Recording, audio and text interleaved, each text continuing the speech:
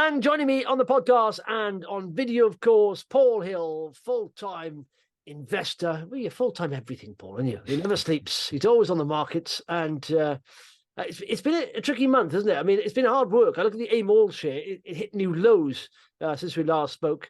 I've had a couple of my stocks there. It does help when a couple of stocks do well, because when it's all down, it's really depressing. But I've had a few of my stocks do okay, which has held up my portfolio.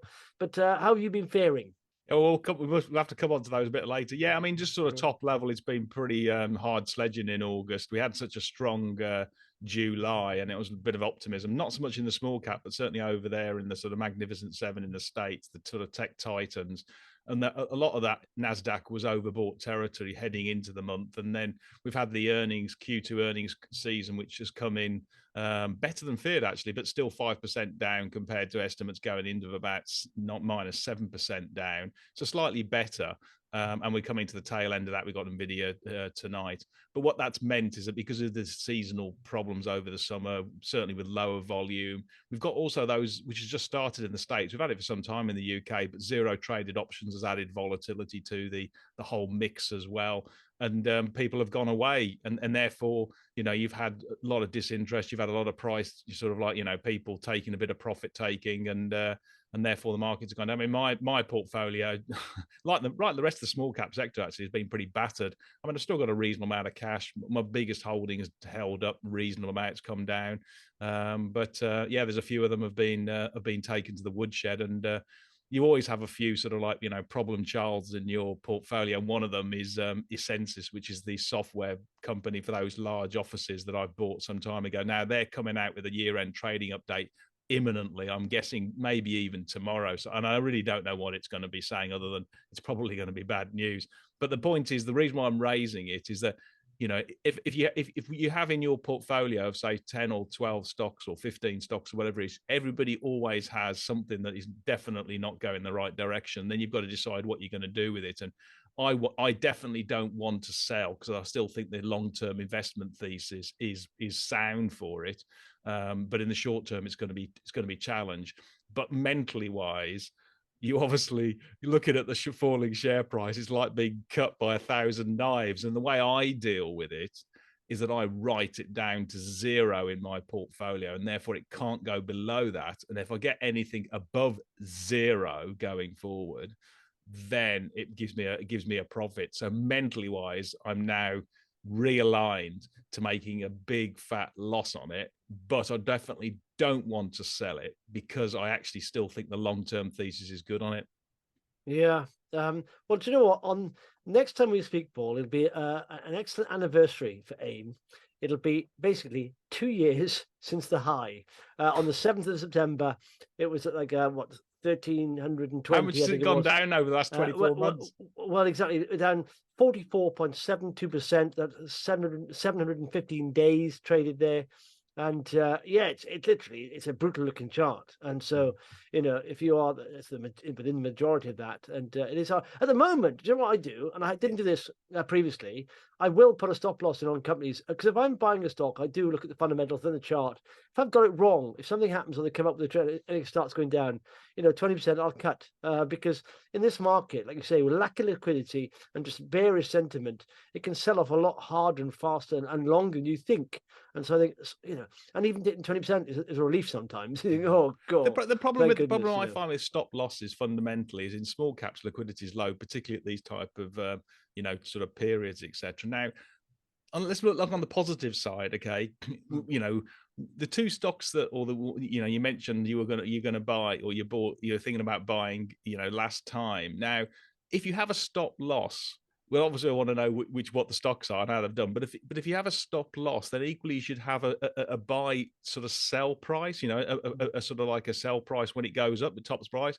And in a liquidity, you can zoom well past that and you could miss some profit on the table. So in that lens, let us know what the two stocks you've actually bought recently. I won't put it. Listen, when I buy a stock, I'd look at fundamentals first, and if it's a pre-revenue stock, I look at, first of all, how much cash they have, obviously the valuation, the potential valuation, and the potential upside. but I will put a stop loss to the downside because it limits your losses. I won't put anything to the upside because I think it starts going in the right direction, and it should. If I'm buying correctly, there should be momentum with it. It should be going in the right direction. But what if it And shoots that's past your target price, though, Justin? I won't. What do you mean? I never have. What do you mean? Going upwards? Yeah. I never have a sell on the upside. I mean, because let's be honest, the maximum it can go down is 100%, but I don't want to do that. I'll take 20%. So if I got it wrong, Okay. if I'm buying right in the chart and I'm looking at the chart and I'm getting it right, it shouldn't go down 20%. There's something wrong there, and that's what I cut there and reassess and say, okay, I like this company, but there's something wrong here, and it could be anything. A big seller coming in and that can carry on for a long time, and in a very low liquid market, you may just wait.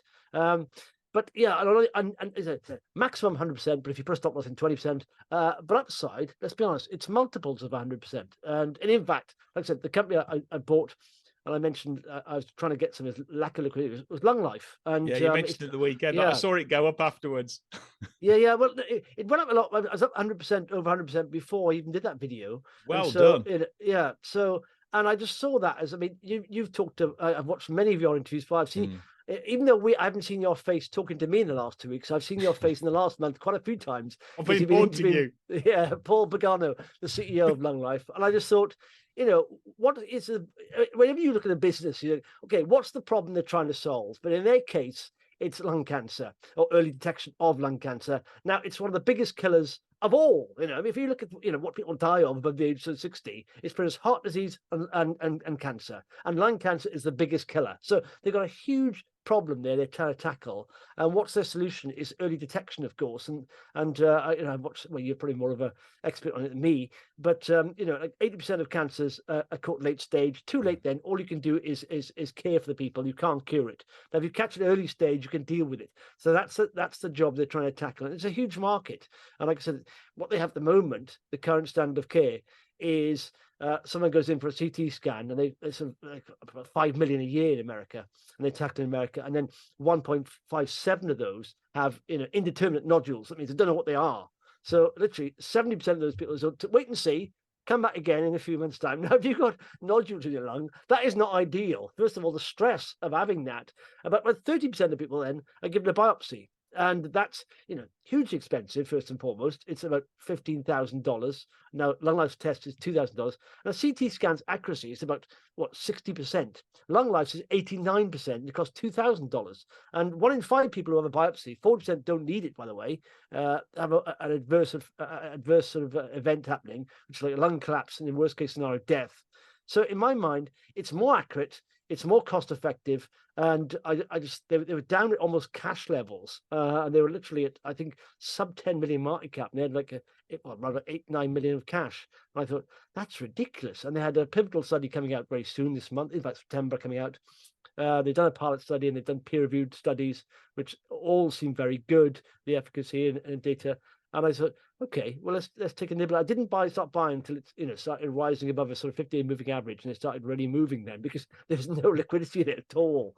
But no, I really like it. And of course, I've learned from stuff like Belluscura, the route to market can be a bit tricky, but it's not like Belluscura. They don't need they're going for FDA approval. They don't need FDA approval. But I mean, I understand that the commercialization and the route to market would be probably tricky and longer than we expect, as in most things. But I think it's a great product, and almost best in market. And now I'm up a little bit. If I can see de-risk, and I didn't do that with Belluscura. I was like 300% up, and I didn't do it, and it took that massive hit on that FDA knockback. But no, a Lunglife, I would advise people. It has risen very quickly. It may need to consolidate, but I still think like literally, what is it, 27 million market cap? When that's the thing. I'm looking at your interview, right, and one of the guys on my investment club on the webinar, I said, how many? Because we've looked at it quite a few times. And I said, how many tests they open to do? And I sort of modeled it. I sort of do in my head, trying to work out, how much. And then they said, oh, is it the market? But I think it's 3 million. I said, what? No, it's not 3 million. And but when you realize you've got, for people who have like CT scans and then it's indeterminate nodules, so 1.5 million. Now also second tests and all that stuff, and there's other tests going on as well. So they may get up to that, but even at like silly amounts, like 10,000 a year, it should be valued where they are now. So if you do like, I said 5% of that target amount. If you do 5% of that target amount, This company could be a 10, 20 bagger. So it's, but again, it was still a long way to go. But I like where they are, and I just thought the valuation was silly, to be honest, to consider what they have.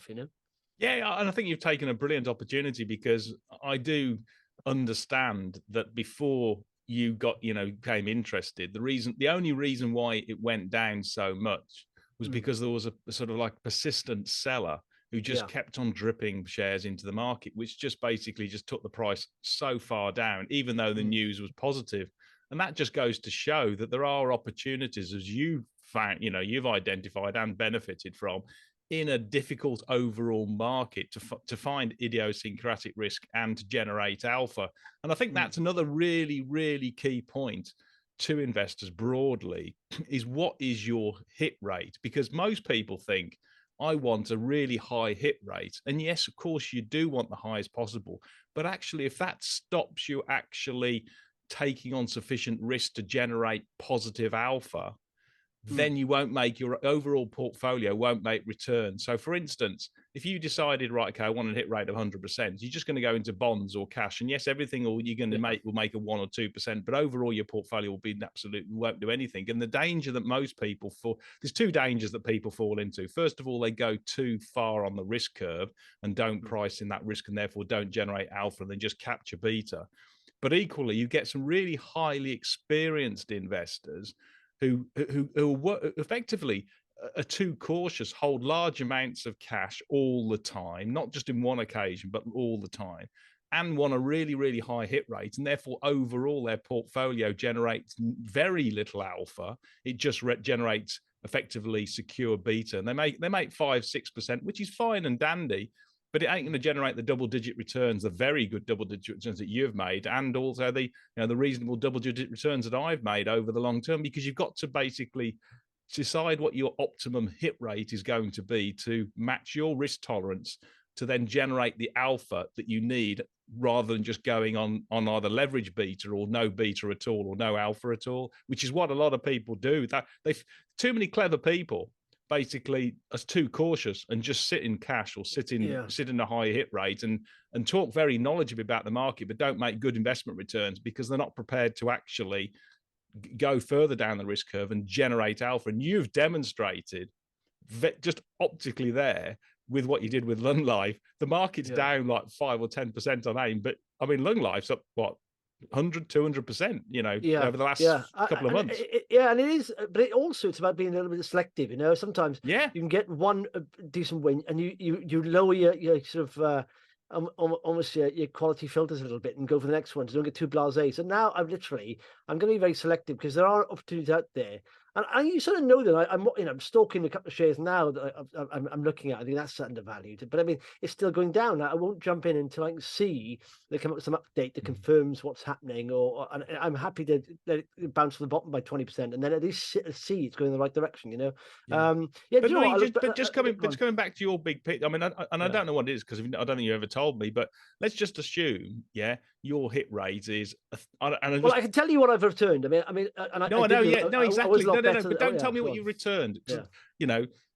If I was guessing, given you operate at the really sharp end of your micro caps, I would guess your hit rate is less than 50% because of the risk you take over the last. But your returns, given what you've done, would be 20% plus over the last 10 years or something. Well, sometimes I say, I look at three things basically: what to buy, doing research, when to buy it, and how to buy it. And those are three different things. And I mean, it's literally when I say, what to buy, obviously doing research on companies. When to buy it, I mean, that's looking technically. So fundamentals first, technically second, and then what proportion of your portfolio. And we all focus on reward first and foremost. Everyone invests in a company to focus on reward, and that clouds your judgment sometimes. So what you should be saying to yourself, essentially, okay, if this goes completely wrong, how much am I going to lose, but what am I looking to gain here? And when you get, something like Lunglife was valued at, I think it's 7 million, 8 million it was at one, and that the cash is that level, and the market potential is huge. All you have to wait for, essentially, because you've done research on the product, it looks very good from test results. all you have to do is wait for the seller to dry up, and then just take the position. And if it goes in the right direction, you can average up a little bit. But yeah, I looked at my portfolio last week, and I actually managed to do compound annual growth. That messed me up trying to figure that out. That's complex. But so I've done since November 2009. I've done 2,400%. Now that was bigger than that. But last year it was about close to 3,500. I was getting close to 5,000, I think. But that's compound annual growth has started small of 30.28% over those years. And that's because I've gone into, I've done multiples on some big stocks, but go big when it starts going right. But then again, don't go massive straight away on companies that are going wrong, because that try and pivot your portfolio towards your winners, not your losers. And that's that'll But I mean that's more of a sort of like your early stage VC strategy, because that's what they do. They put in 10, 20 positions. They have a hit, half will go bust, or they'll make no money at all. Yeah. 5 of them will be just winners and knock the ball out the park, and overall, and then the rest will be basically flat. But overall, they'll make strong double-digit returns, and that's exactly the example I'm saying, in terms you've got to optimize your hit rate to generate the alpha and the extra performance. Because if you're too scared about making losses, you're too cautious, you may be of the brightest pin in the box, but frankly, you will not make very good your portfolio will make not very good. It may not have much volatility. It may just be just a straight line, but it won't be very inclined. Whereas yours and mine's in the middle, but yours is more volatile and faster and higher returns overall, because you've generated far more alpha than I have. But mine is sort of like mine's volatile enough for me that I can sleep at night, or not as a client. So that is the trick, and that's what the point I'm highlighting to investors. You have to choose what your optimum level of hit rate is that you want to achieve, the returns that you need to then where you play and how much alpha you want to generate. You don't just go for beta, which is basically just leveraging up your portfolio or whatever it is, or just stick it in cash, because you won't make any returns. Because I mean, as soon as you invest where there's certainty, which is what a lot of very bright people do, there's no returns. The market's moved. Yeah. Well, you know, it's like there are plenty of very clever professors of economics out there who couldn't invest and make money in the markets. Absolutely. And in fact, you know, the book was worth reading. I don't know if about 6 years back, I interviewed a guy called Lee Freeman Shaw, and he's called The Art of Execution. He's a fund manager, and he used to manage buyers and his fund managers within that. And he said how the best investors lose on most of their stocks but still make money, and that's exactly what he's talking about. He categorized them into hunters, rabbits, and all this, but essentially said the ones that had conviction plays, and literally even if it dipped down and the results come out, the registered results, and they said, okay, I'm going to go bigger on this, or conversely, if one went down, they didn't like the results, they wouldn't, and they wouldn't pull the trigger on them. But some people, share price will go down and they just sell out, and they would, regardless of what they read. So yeah, it's about sort of, reading into that. It's worth a book, The Art of Execution by Lee Freeman Shaw. It's an excellent book, very easy to read, and but I'd recommend it. Just shows, you don't have to have 90% winners. Like you say, you could do 50% or less, as long as you go big on those ones do win. Yes, or you could do 10%, but still knock the ball out of the park. And all I'm saying is that hit rate is just a number that actually should represent the should be optimized to represent the return that you want, and the amount of alpha that you want, and the volatility that you can accept.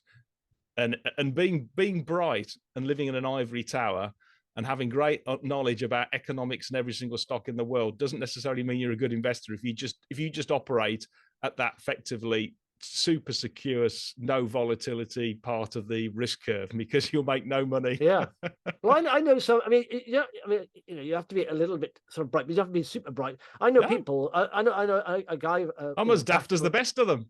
No, but you are intelligent. But I know guys. The tree from is a guy from sort of South Wales, and he was in remedials in school, but he always he didn't go to school or that, but he always started businesses, right? And he almost had, he was a little bit stupid, and he didn't really see much risk, but he's done very, very well because he doesn't, whereas intelligent people would weigh up the risk too much and get worried by it too much. Yeah. I mean, there's extremes, of course, but he's lucky that he's tried so many things, but he's very, very wealthy. He's a multi-millionaire, and yet he hasn't got one O-level, one GCSE to his name. He never went to school, but he's one of those guys that doesn't see the risk so much, And if you're too intelligent, you worry too much about the risk, Yeah. And one risk that is coming up, obviously, this has acted as been a lead weight on the market, this month, has been the increase in that 10-year treasury out in the States. And the point I'm making here, which I'd like to highlight to investors, is we are now seeing that inverted yield curve starting to re-steepen, and they call it the bear steepening. And what's been surprising is that that normally signifies when the recession is going to start. But what's been surprising is at the start of the year, most people thought the bear steepening would be the front end of the curve. The short-term interest rates would be falling as we put into a recession, which was the Federal Reserve would be forced into juicing the economy. But actually what's happened, the economy's been stronger than expected. Wage inflation's been stronger than expected. And it's the long end of the curve, which has actually risen higher. And you're starting to see those interest rate cuts for next year getting pushed to the right and priced out the market. And that means bond investors are getting more comfortable with the Federal Reserve mantra, and we'll hear more about it from Jerome Powell at his Jackson Hole speech on Friday. But bond investors are getting more comfortable that it's going to be higher for longer as the longer end of the yield curve gets increases and those interest rates get pushed out. So I think we've got to bake in 4.5 sort of like 10-year for the next 10 years really interest rates, and it's about 4.3, and you can see that because that's assuming we don't get a really, really hard landing and a recession, which seems it all comes down to, as I've said, the strength of the labor market and in wage inflation, in my view, because that's the nuts and bolts of it, and whether the central banks want to keep a 2% CPI target, because if they do, then that sort of like handcuffs them a bit. Yeah. No, that's why I think at the moment you've got to be very selective, and because I'm holding about 2% cash, but I mean I'm going to be super selective. Only when I actually know, or have a lot of confidence in the company will I actually pull the trigger now, because it's going to be volatile for a while. And incidentally, do you know why they have a 2% CPI target? Why they picked 2%? I saw that Jerome Powell interview where he couldn't really explain it. That's always been told. It's just an arbitrary figure, because if people, he said, if people sort of say, let's think of 5%, it'll all go towards 5% or 2%. But I have no idea why they've got that. I assume it's enough to keep the economy going, because prices will, gradually go up, sort of motivate people to buy. Because if you don't buy now, it'll be a couple percent more expensive in a couple of years' time. But I have no idea why is that. Okay, well, I'll help Jerome Powell then in that case, because I'll give him a bit of. He looked lost. He was a central bank. He didn't know what you're talking about. Okay, the ivory tower view, right, of 2%. It is an arbitrary figure, but the ivory tower view is that for a growing, vibrant economy, typically you want interest rates as low as possible, because it means that the cost of capital is relatively cheap for companies to invest, etc. Okay, now you have an assumed real yield, i.e., real interest rate yield of about 1 or 1.5%, or even it's 2% at the moment, but that's sort of like is your neutral level. So you want so when you're setting your CPI target, you want interest rates as low as possible. So you want your CPI as low as possible as your target. But equally, you don't want it ever inflation below zero, because deflation destroys the economy, as you've seen in Japan. Now, when you go into recession, typically CPI drops by 1.5%. So if you have a target of 2%, that gives you enough margin of safety to absorb a 1.5% fall and leave you with 0.5% on the downside. So it's the 2% is effectively a figure in between avoiding deflation on the downside during a recession, but keeping it as low as possible so you can effectively give the economy relatively cheap fixed income and bonds to be able to fund itself to grow and create jobs. So that's what that's the ivory tower view. I know they needed you in Jerome's ear, I think. Jerome, this is what it's about. You're looking lost, fella. But most people don't know it, you know, and I thought it would just be quite useful just to sort of highlight it to investors. Yeah. Okay, so what's any stocks news? Yeah, well, I've had a couple, but I mean, there's another one out that medical side, you know, just following on from Lunglife, Belluscura, and I think you've seen it last week. I interviewed the guys out there, Bob Rorker and Bob Farey, who's the sales director, and they've just absolutely knocked the ball out the park in terms of taking pre-orders for their new portable oxygen concentrator, the Discover device. It hasn't actually been launched yet. It's going to be done shortly. And they've taken $15 million of pre-orders, and it could have been multiple more than that as pre-orders. They said on the tape that they've had to stop and effectively ration the product, which equates to about 6,500 units. And you know, I remember when they did the first sort of like they released it, or they showed it off and showcased it at this big industry conference, and people were saying then, if you have it available, I'll buy it now. And that was like 3 or 4 months ago, and that's what they've done. So what that means is that they have fantastic visibility over their top line growth, assuming that they can get the production. Now, the first devices are being manufactured in the US. And then next year, they're going to shift production or transfer some of the production to their Chinese partner, Innomax, out in, I think it's Shanghai or somewhere like that. It's part of Foxconn, I think, and it also there's some state ownership as well. So they're pretty well protected, and if that can actually start pumping out a lot of devices, I mean, they'll knock the ball out the park in terms of their forecast. Dowgate, the house broker, have got a price target. I think it was about £1. The shares are trading about 40p. But the key is this unbelievable pent up demand for this best in class portable oxygen concentrator that they could be selling out like Nvidia, they could be selling out these portable oxygen concentrators for years. And the US is a massive market. But China is absolutely colossal. There's 100 million people who suffer from CPOD, and also the respiratory conditions in India with the air quality, and out in Japan where they smoke as well. So yeah, I mean they're really in a very good position. It comes down to a bit like Lunglife now. It's execution. They've just got to get that. They've got to ramp up that supply chain, get the product out to relevant quality, and then they'll be doing really well. Do you know what? I like the chart there. In fact, we covered it on taking stock with John, but I said you bounced off a low here, basically at 23 pence, and it was previous support, which was 45 pence. It's broken that. It's on the 200. It literally, if it gets above 45, I think it's going up quickly and it's done that. It's tested it, come back down a little bit, but it's now at 43. It's not far off there. But that was that 45 was previous support there and a little bit of resistance there. And if it gets above that, I think it's off to the races there. And the other thing with both Lunglife and Belluscura that I know is a sort of like it's optionality, but it's important if you're an investor.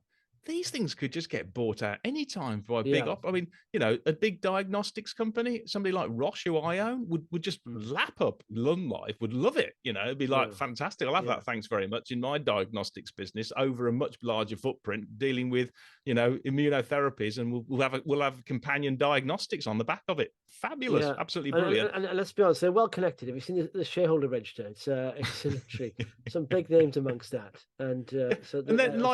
but likewise with Belluscura, because they could easily be bought out by any medical device company, because they've got the top, one of the big operators. It could be Inogen, or it could be Philips, or anybody like that would love it, or somebody wants to go into the adjacent market, because they could just buy it with loose change for them. So plenty of upside there. Well, another one which came out with some good results, fantastic results actually, despite the sort of cost of living crisis, was CBOX this week, and they had a trading update, and what their momentum, as their like-for-like sales, has really rocked. 12 months ago, they had 1% decline in like-for-like store sales. Okay, franchisee store sales. That the second half of last year, so just over about between 6 to 12 months ago, it went to 3.5% positive. So -1 to 3.5. The first 11 weeks of this year went to 5.5, and then over the first 17 weeks, it's gone to 6.5, just over.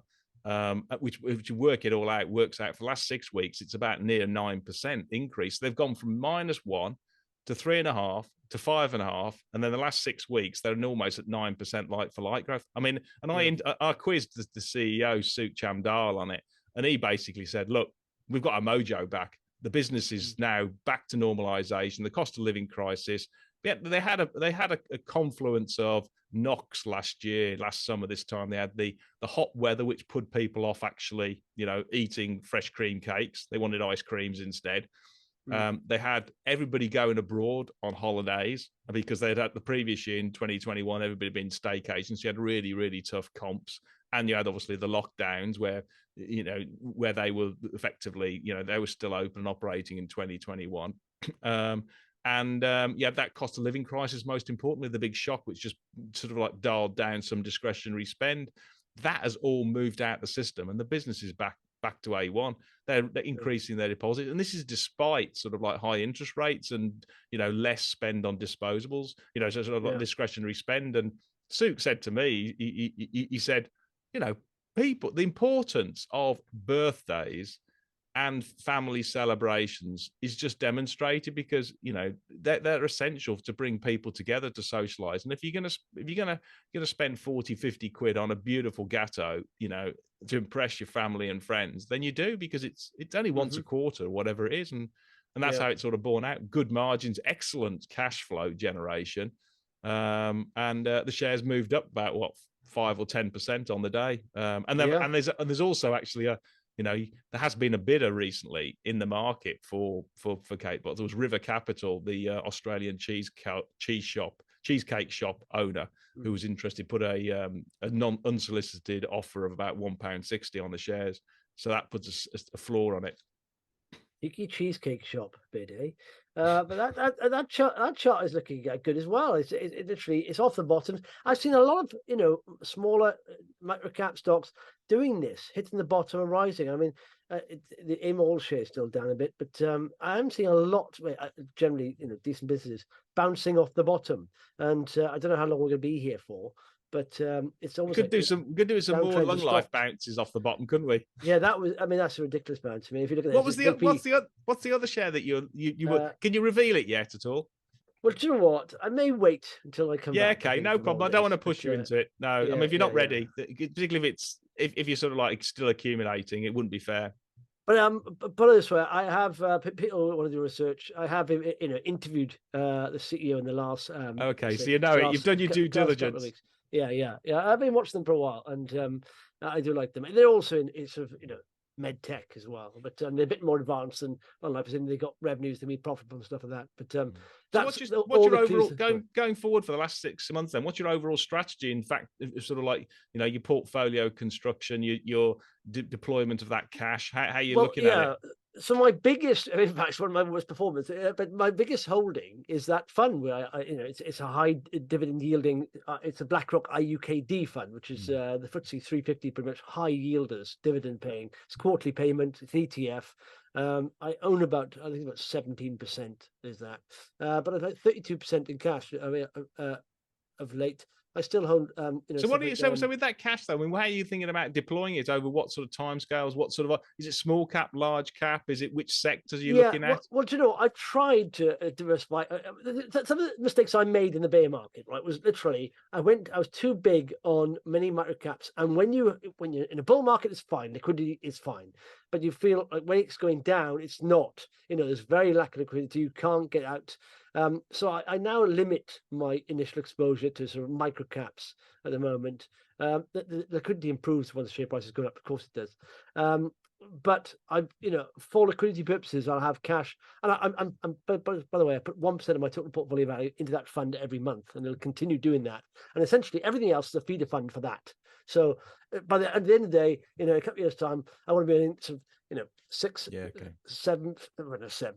figure income off that, basically. So that's a feeder fund for that. But in the meantime, I'm always looking. I'm tempted by rubbish sometimes, but no, don't buy rubbish. I know there's got to be, because I've seen a lot of almost like trash rallying very hard of late, and I think, no, I don't like it. It's annoying when you see the share price go. You think, I don't like it.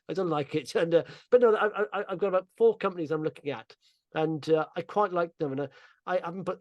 It's all about. I know I've done the fundamental research. I said, what to buy, but when to buy. They're still in a little bit of a downtrend, and until that sort of changes, a bounce or trading update that stops that, then I'm not going to press the trigger. I've messed around with Future PLC a couple of times. I want to get into that. I think it's going to be a longer term, be fine.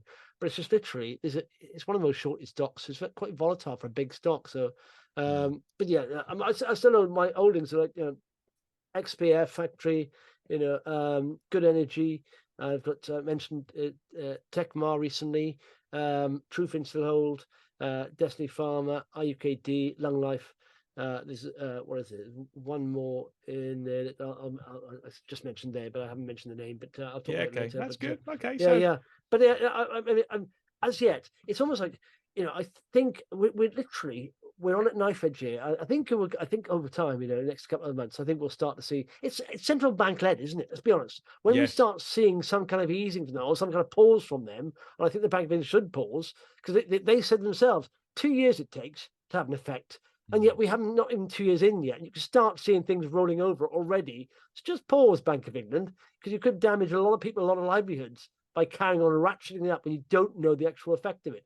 But it's central bank led. So just to run that one, if they do what you said that you recommended, how would they get wage inflation down from 8% at the moment? Because effectively, if you look at the unions and public sector, they're getting 5-6% wage increases. How are you going to get that? Yeah, but that's historical. It's not going to carry on like that. I mean, if you saw, what's the data I was doing yesterday? I read so much data now and taking stock, but there was a reduction in the people are just pulling job adverts. They're also job inflation's got wage inflation's gone down. I can't think of the data. I should have brought it up, but there's quite a few data points now showing that's rolling over.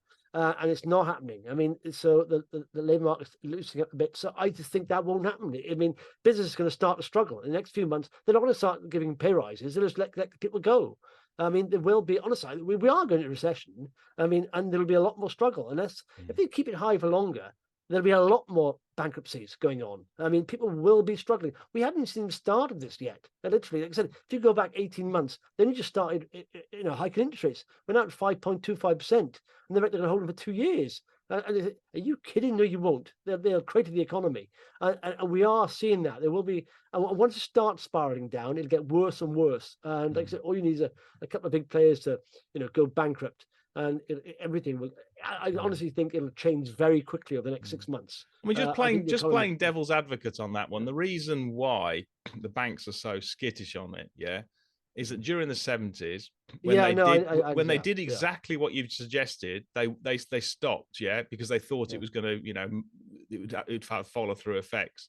You then got to re-accelerate, because what happens is that as soon as the bank stops, you get investment coming back into the market, and companies then stop, rebalancing their workforce. So you don't get that actual decrease in wages. You don't get the loosening of the labour market, because people then say, right, okay, it's another investment cycle. We're just starting another bull market. And therefore, 6 months later, you get a re-acceleration of inflation, particularly wage inflation.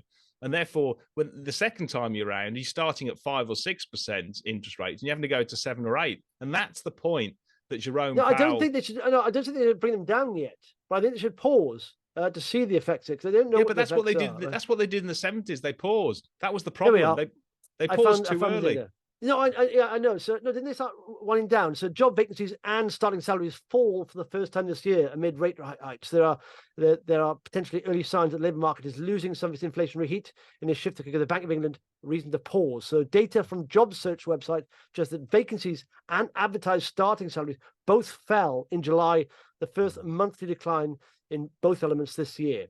So you're starting to see that. There's also just supermarket data yesterday saying 60% of people, are cutting back, and it can be affected adversely over the next year or so. They're stealing, aren't they? We've got the amount of what they call it.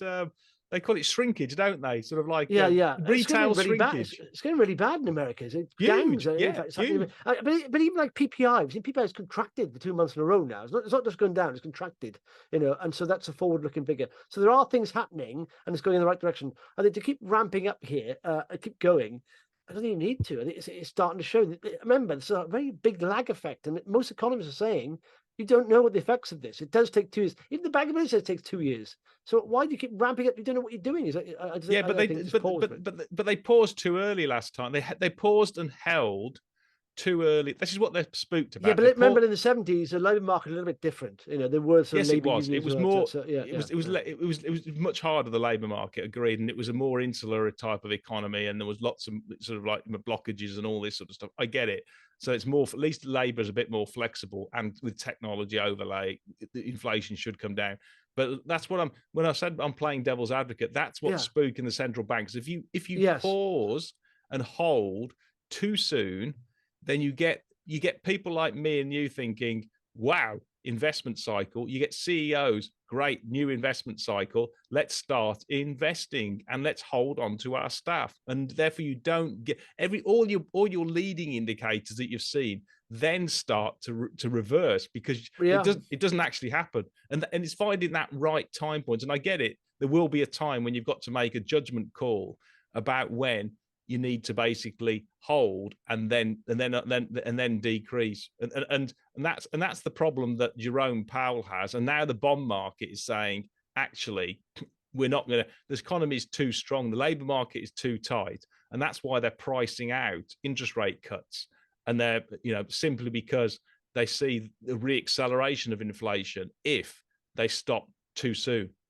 Yeah. So Spencer, I said something yesterday on Ticket Stock, and I wasn't quite sure. Rents, right? Are they included in core inflation? Because I know, in the UK, food, tobacco. Yeah. Yes, they are. Not sorry. They're in the RPI. You have housing costs included in it.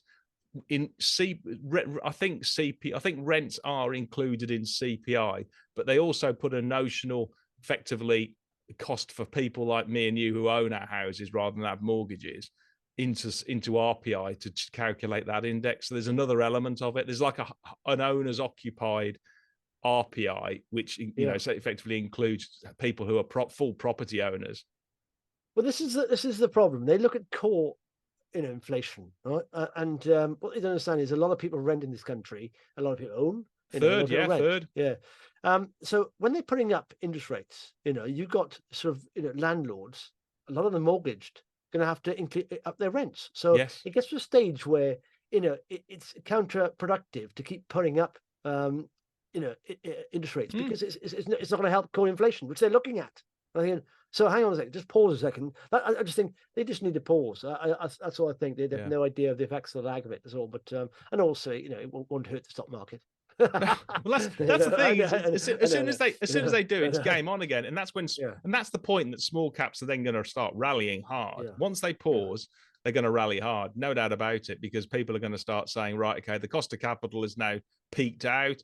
If anything, it's coming down, and therefore it's going to help small caps. And we know for certain what the downside is, because we've just reached it, and therefore it's only upside. So we'll throw the dice, and then you'll start seeing an inflow into small cap fund managers of sort of like retail investors putting money back to the market for the fund managers then to buy, because they have been absolutely killed over the last 18 months with redemptions, and that's added to the actual selling pressure. So you're exactly right. The pivot point for small caps is when have interest rates peaked. Yeah, well, I mean, they say that in fact nationwide reduced mortgage rates. Was it yesterday, the day before, by 0.4%, I think, generally. So they're seeing. I think we are obviously we're very close. I mean, is it 1 or 2, maybe more? Quarter of percentage, but the property market is absolutely crucial. Not just because lots of people own properties, but actually it's a huge multiplier effect throughout the economy, through the supply chain, through your DIY stores, through people effectively updating their houses, renovating their houses once they've bought, and then obviously improves things like the estate agents and building contractors and building products companies. I mean, and his employment. I mean, it's just a huge, big multiplier effect. It's like the car industry, huge supply chain associated with it. And in fact, and generally, people feel better off when their house prices are going up. It's like, the first time ever, isn't it? To see Crest Nicholson's, it was quite scary. I mean, that took the wind out of the housing market, isn't it? Crest Nicholson recently, but yeah, I mean, I think we've got it's one of these bumpy roads. It's literally it's been a long. If you're investing, you start to invest in. I feel sorry for you in the bull market, which is when most investors get attracted to investing. Is when their mates are talking about doing well in the stock market, and so they generally tend, if you're new investors, generally tend to start investing at the top of the bull market or close to. So if you did invest in the summer of like 21, run about there or earlier than that, and you are where we are now, remember it's baptism of fire you've had, because 2 years, if you're micro caps, small caps, and AIM, 2 years it's gone down for. That's a hard market, it's a difficult market. It really you got a bit more resilient. How's your portfolio done this year then? You must I be gotta up say, there. well, let's be honest, I lost about 50% of it over the last 18 months, but I think last quarter I've probably done okay. It's starting to move in the right direction, but it's part of the defensive moves I've made and being Are a you bit more positive year selective. to date? I'll have to check. I've been scared to look at it. No, that's a good approach. That's a good approach. Well, do you know what? Give me the reason why. The reason why I looked at the compound annual growth rate is because I thought, do you know what? Even with that horrible 2 years, I've done really, really well since 2009, and that's the way to sort of look at it. I mean, I've still done better than if I just put it in a fund or whatever, or so. Yeah, so that's what I look at. But it's gutting that I didn't take faster action, of cutting losses on the way down. But going back, hindsight's a wonderful thing, and it's obvious looking back now. Even the indicators, the markets are rolling over. And but next time I'll be more. No, I mean you're right. I mean my portfolio, I have drawdowns 20, 30, 40, those percent, and much more on individual stocks. And I haven't done as much as you. I mean, but over what? 23 years, just over 23 and a half years, I've done 15% per annum, and I'm delighted with that. For me, that's absolutely, means I haven't got to work. I just basically, invest, which is really, really good. But that comes back to the original point we both made. It's finding it's optimizing your hit rate to give you alpha that you need over the long term, and how much downside and upside you want to, volatility you're prepared to take. Because, as I say, there's too many. There's lots of people who are much brighter than us two, who basically know the ins and outs of the markets, but are just too risk averse and won't take anything more than a 10% drawdown, and therefore will always stick into very, very safe. There may be high hit rate investments, but they'll make inflation type returns for the rest of their life. But do you really want to do that with your spare cash? You might as well chuck it into property, because you'll make 6%. Exactly, you may as well just put it in a fund. There are funds out there, they'll do that for you. Tracker funds, low cost, well diversified. Just buy a bond now, because that'll make you 5%. Yeah, exactly. Well, 15%, like you say, is very good, because when you've got like an 8-figure portfolio value like yours, and it's hard to get those kind of returns, isn't it? So well, it's done me perfectly well. So I've really got, I've got absolutely no problem. But it shows also, it's not only that; it's like it's enjoyable. It's like it is when it goes up. It isn't when exactly. It's been really hard. I gotta say, over the last couple of years, I find it really hard. But literally, in the last few months, I've started to feel a bit better. I'm a lot more in control. For a while, it was. But yeah, it's almost like even if you have one or two winners, it's quite nice. It's. But over the last couple of years, I've had hardly any winners. It's like it's so hard. But you know what? Some of the things. Who was it? One of the guys. Is this guy one of the best investors of all? And he had like 3 or 4 years. We had a really bad, and everyone was going to. I can't think who it was. Jeremy. Anyway, everyone's going to tech stocks, and he didn't. And people were leaving him. And, they called him Dr. Doom, I think they did. Yeah, but people were leaving him, and in the end, at the height of the tech bubble, his fund actually kicked him out and said, "Oh, we'll let you go." And they started his own fund, and all of a sudden the tech bump, popped. But it's like you can have that. You have periods of time where it's not going away, and if in a downturn that can happen. But as long as you stick to, it's almost going to get. You do lose a bit of confidence sometimes. Am I doing the right thing here? What's going on? It worked before. Why isn't it working now?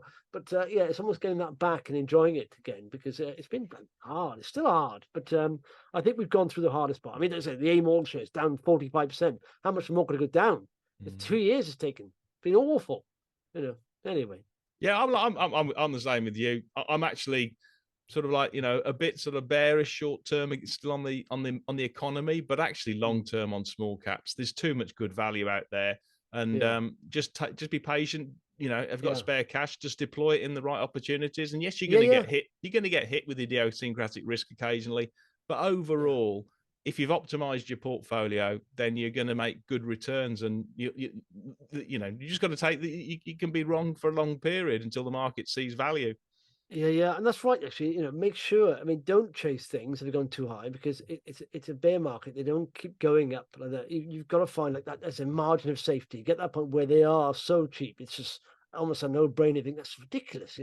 That's where it is. With Lunglife and stuff like that, I jumped into it.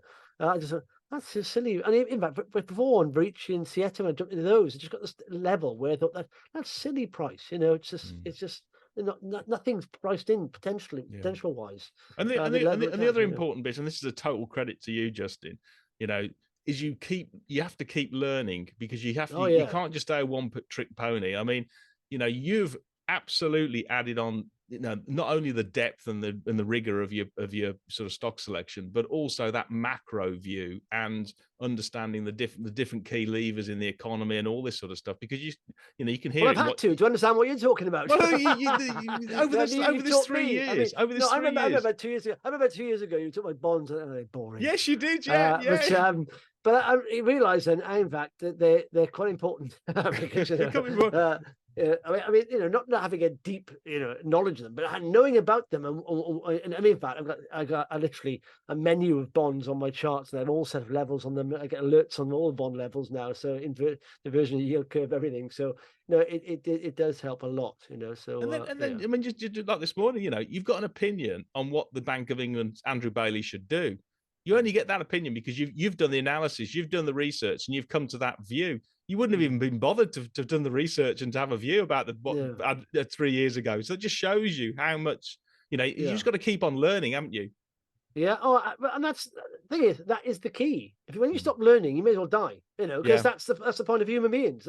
That's why the most successfully evolved creature on the planet, pretty much, because we do learn very quickly.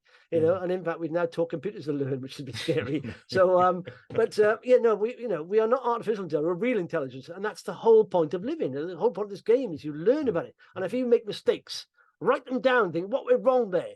And and you also look at the winners and say what went right there. You just keep doing that, and it's and you'll make your way forward in some way, because we'll always make mistakes, but that's a blessing sometimes. It literally is. This bear market has taught me so much. It's bull markets you don't learn so much because everything's going in the same way, sort of. But in the bear market, you have to really get better, or you can get wiped out. Simple as that. And so it's a learning curve. Good man. In fact, the curve's still going down. So when the learning curve going to go back up. I'm looking forward. Next time, I'm looking forward to hearing what the other stock. If you're ready. Oh, it's a cracker. It's an absolute cracker. Speak in a couple of weeks. Cheers, Justin.